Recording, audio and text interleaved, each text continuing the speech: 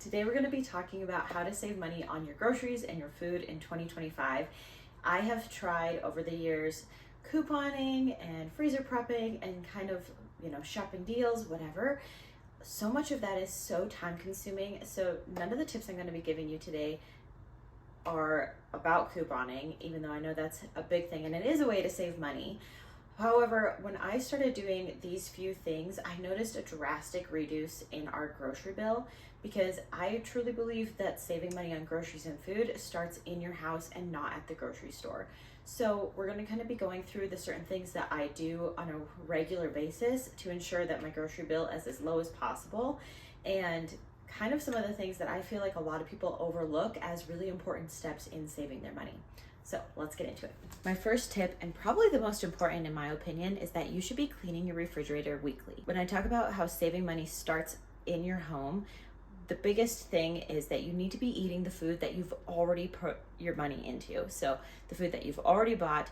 And one of the areas that gets often overlooked is the refrigerator, even though the food that goes into the refrigerator is often the more expensive perishable foods that go bad quicker. So by cleaning your refrigerator weekly, you're going to be ensuring that you're having a good look at everything that's in your refrigerator. You can kind of take a moment to prep some of the ingredients that maybe you haven't had time to do yet, like washing vegetables and fruit and maybe cutting them up, getting them in a way that you will eat them easily. Secondly, the other thing that is great by cleaning out your refrigerator weekly is that you can kind of find those foods that are about to go bad that you maybe know that you're not going to be using before they go bad, so you can do something with them.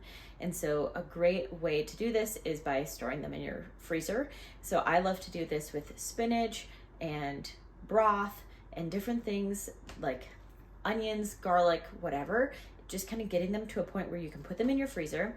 And bonus, if you chop them up and you take the time to prep them all in the same go, then when it actually comes time to cooking, you can kind of just throw and dump your ingredients that were in your freezer into your meals. The third reason that you should be cleaning out your refrigerator often is to be ensuring that a lot of the ingredients that you are going to be cooking meals with are still decent. Nothing's worse than going to make your meal and having several of the seasonings and ingredients and sauces that you were relying on for that meal be expired and bad, and then having to pivot or going out to eat because you couldn't pivot into a new meal. So that is not what we want to have happen. We want to make sure that every time you are motivated to cook, you're able to cook and follow through with that so that you are saving the maximum amount of money. The other thing that I feel like made a really big difference in being able to cook a lot easier and therefore saving money in the process was having a pantry. We live in a fairly smaller house that does not have a pantry, but instead of having all of my canned goods shoved in one cupboard, we actually converted this linen closet into our pantry. And so it has all of the non-perishable canned good, dry good items in it. And it's just kind of around the corner from our kitchen, and we have everything that would be typically in a linen kitchen or in a linen closet in our bedrooms. And we just kind of rearranged the typical layout, and I added a shelf for extra canned food storage. And one thing that I love about this that I really do feel like makes a big difference is being able to see every single ingredient that you have, and just having diced tomatoes in that one row, beans in this one row, having everything shoved in a pantry or cupboard, and it's just very unorganized and you can't tell what's in there, makes it incredibly difficult to kind of take a quick stock of what you have when you go to make your meal plan. And so having something like this has just made it so much easier, and makes me more motivated to make that meal plan, and therefore I stick a little bit better to our grocery budget and also use what we already have in the pantry. I don't feel like you need to have a whole bunch of really fancy containers to put all of your food into, but having a few select ones maybe is kind of helpful. So for us, I did purchase these cereal pouring containers for our rice and a few select cereals and grains like macaroni and Cheerios and oatmeal. And then I do have a spaghetti container, just because we use those a little bit more often. And so I can put them in that. And I also just don't love having pasta just in the box. I like having them kind of air sealed, but I love being able to kind of see this. And it's also great because I do a lot of our own canning with our really small garden. And so for the very few things that I do can up, say diced tomatoes or salsa verde or jams or pizza sauce, I can very easily see all of the ones that we have, and then I can also see how many we have left. So kind of having this bulk storage definitely lets us get through what I've canned a lot easier too. Now, one of the other areas that I really like to save money in is by purchasing bulk meat. So mainly what we buy in bulk is chicken and hamburger. And what I've found is buying the fresh chicken breasts that kind of come like this, just in the refrigerator section, are a lot nicer. They taste a lot better, and they're a lot cheaper than the pre-frozen chicken breasts like that you would buy in a bag. So I like to buy those, and then I do 15 minutes of prep, and it sets me up for success for the rest of the week, because what I really like to do is chop it into small pieces and then put it in baggies, freeze it, and then when it comes time to cook, I can just pull out one of those. It thaws quickly because it's already chopped up. I can just throw it in. I don't have to dirty more dishes cutting up the chicken. And it's a great way to kind of meal prep and have like a freezer meal without it being a freezer meal. And so cooking fresh meals becomes a lot easier. What I'm really excited to try today though is Out of Air sent me a vacuum sealer to try out and use and have in addition to our meal prepping. And so I'm really excited to share this product with you guys and kind of show you the ins and outs of it. So I'll kind of be going through that in this video as well. But otherwise, if you're not necessarily processing your own meat, a freezer bag works fine. But I'm really excited for this vacuum sealer for once garden season comes around and we're harvesting a lot. I think it's going to be a great addition for preserving the garden harvest, because I do freeze a lot of our garden harvest in comparison to canning. And I think it'll be great for the meat storage because it will prevent freezer burn.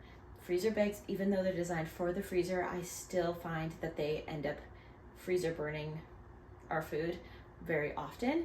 And so I'm really excited to actually vacuum seal them and really preserve the food that we're already spending money on. So here is my vacuum sealed chicken. It was very simple to use. It took me less than 30 seconds to really complete this whole thing. It looks like a lot more chicken than it is. I just tried to flatten it out even after it was vacuum sealed, just so that when I go to thaw this, it will thaw really quickly.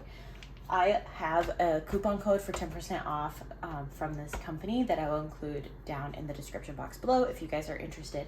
I'm going to go ahead and finish packaging up this chicken, and then I'm going to go throw it in the freezer. Now, do be careful because this is a hot plate, and so it is supposed to heat up when it's going. So just be aware when you're opening it that you're not sticking your fingers directly on that hot metal bar. I'm going to be making my own bag with the Out of Air roll.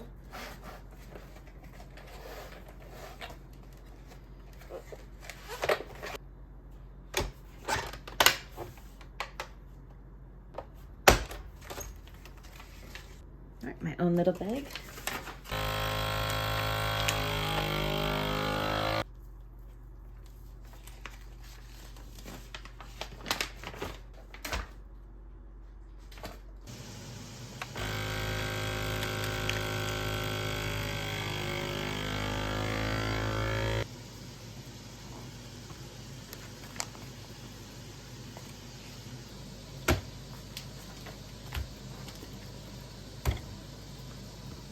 Now, meal planning is obviously very important when you're trying to save money for your groceries. However, there are 3 things that I think make your meal planning a lot more effective in saving you money. The first being to shop your house first. So make your meal plan, but try to make it around the food that you already own. So for example, I have a lot of chicken and hamburger, a few random steaks. I'm gonna try to use those up. If you have a random ingredient that's maybe half used, that's in your fridge that you found when you were cleaning it out, make sure you use that this week. Try to tailor your meals in your meal plan to be around the ingredients that you already have in your household, because it's already money that you've spent and you need to be using those so you don't throw them away and you're not just throwing away your money. Secondly, what we've found to be one of the most important things for me as the main person who's cooking in my household is I need to have a really good combination of both fun and really exciting meals that I'm looking forward to cooking, that I'm looking forward to eating, something that we can't just necessarily go and pick up, because the reality is if I don't want to cook and I'm not looking forward to the meal that I'm having, something else, maybe going out to eat, is going to sound a lot more appetizing. Whereas if it's something really fun and exciting that's maybe unique or different or something that we love, I'm going to be a lot more likely to want to cook that meal, and therefore saving the money because I'm actually cooking the meal. And secondly, also planning in meals that are actually fairly easy, that can be very quickly thrown together, because oftentimes what we found is we run out of time during the day and all of a sudden it's dinner time and we're all starving and I can't make an elaborate meal. So having something on hand, say if it's a frozen pizza or mac and cheese or something that you can throw together super quickly. It doesn't have to be elaborate like the other ones, but just something that can be that quick go-to meal so that you're not using it as an excuse to go out to eat. And thirdly, and what I think is an incredibly important one that not a lot of people seem to be doing, is grocery pickup. And I know our Walmart has free grocery pickup and Target has free 2-hour pickup. So using that grocery pickup is going to reduce the amount of impulse buying and spending that you're doing significantly, and therefore reducing your grocery bill. I know that we like to think that we're not impulse spenders, but oftentimes I deviate from my grocery list almost every single time I go grocery shopping.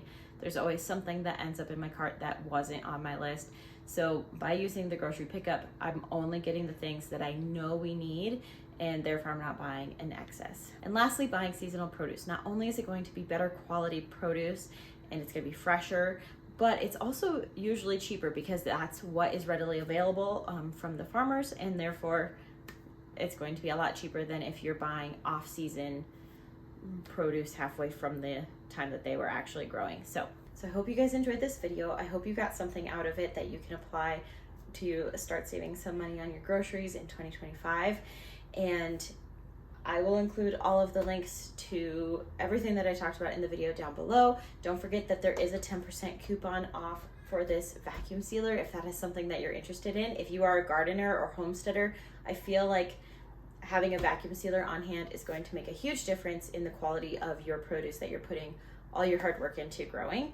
So definitely consider giving that a look, and I hope to see you guys in the next video. Bye.